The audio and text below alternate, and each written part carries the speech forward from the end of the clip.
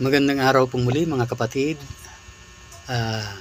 mga kaibigan at sa lahat po ng nakikinig. Magandang umaga po sa inyong lahat. Sana po magustuhan niyo po ang aking tutulain ngayon. Ang tula po ko ngayon ay pinamagatan kong Together Again, Walang Iwanan. Sa gitna ng karagatan, mayroong bangkang naglalayag. Siksikan ang pasahero, lumabis sa kapasidad. At dahil sa sobrang bigat, itong bangka ay nabagbag. Pasahero'y nagtalunan, nagsilangoy na sa dagat. Tung tatlong magkakaibigan, may napulot na timbulan. Silang tatlo'y sama-sama, sila'y nagpa-lutang-lutang.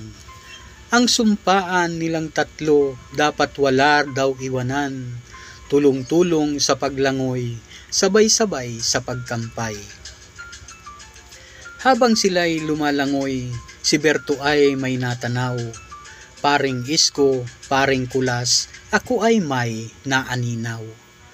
Para itong isang isla sa gitna ng karagatan, doon sa dakong kaliwa, tara na't ating puntahan. At sila nga ay sumapit sa isla na sobrang liit. Halos ito'y sinlaki lang ng isang court sa estimate. Marami ang mga puno at sa bungay mga hiti. Sila ay nagpakabusog at pagdaka ay umidlip. Mula noon araw-araw sila'y laging nag-aabang. Nagbabaka sakali na mayroong barkong mapadaan. Ngunit sila'y laging bigo, tumagal ng mga buwan, nawalan na ng pag-asang makabalik ng tahanan. Ngunit minsan isang araw habang sila'y nasa pampang, mayroon silang napagmasdan sa dagat may lumulutang.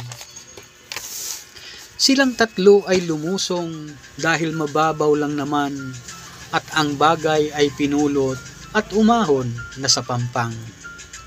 Hindi nila naalamang ito pala ay lampara.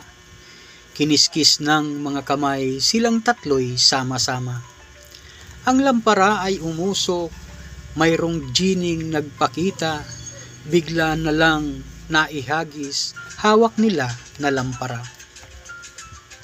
Salamat po mga master, ako'y inyong pinalaya at dahil dyan kayong tatlo ay mayroong gantimpala. Mayroong isang kahilingan sa inyo ang bawat isa, kaya ngayoy hilingin nyo kung ano ang inyong nasa. At si Berto ang naunang nagsabi ng kahilingan, ang hiling na ninais ko makabalik ng tahanan. Matutupad ang iyong hiling, ikay aking pagbibigyan, at ang genie ay kumumpas at si Berto ay naparang. Ang sumunod ay si Isko, binanggit ang kahilingan, ang nais ko'y makapiling, mga mahal ko sa buhay. Masusunod ang nais mo kung yan ang iyong inaasam. Nang kumumpas itong genie, naglaho siya ng tuluyan. Ngayon naman ay si Kulas, sinabi ang kanyang nasa, dito sa isla'y malungkot, lalo na at nag-iisa. Kaya dalawang kaibigan ko ay ibalik mo sa isla, nang kumumpas itong genie ay lumitaw ang dalawa. Salamat po. Sana po naibigan po ninyo.